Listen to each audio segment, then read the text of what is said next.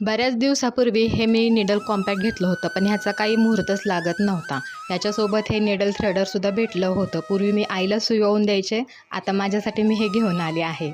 अहोंच्या शर्टचं button तुटलं होतं, मग ते लवकरच लावून घेतलं, नाहीतर सकाळी माझी धावपळ आणि त्यांची चिडचिड यात वादविवाद होण्यापेक्षा या गोष्टी आदल्या दिवशीच करून घेतलेल्या बऱ्या असतात.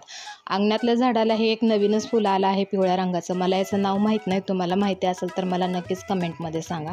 मग संध्याकाळच्या स्वयंपाकाला सुरुवात केली. आज करायची होती शेवग्याच्या शेंगाची भाजी.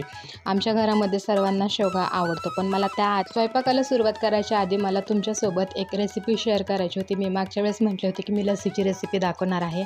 असं घट्ट दही घ्यायचं आणि आपल्या आवडीनुसार त्यामध्ये साखर घालायची, वेलची पूड घालायची आणि विस्करने असं मिक्स करून घ्यायचं. मिक्सरमधली पूर्ण पातळ होऊन जाते, म्हणून अशी पारंपरिक पद्धतीने केली की घट्ट होते. त्याच्यामध्ये ड्रायफ्रूट्स घालायचे, पण त्यामध्ये मनुके जरूर घाला, त्यामुळे एकदम वेगळीच टेस्ट येते आणि खरंच भन्नाट लागते. भेटूयात आपण उद्याच्या ब्लॉगमध्ये. तोपर्यंत बाय.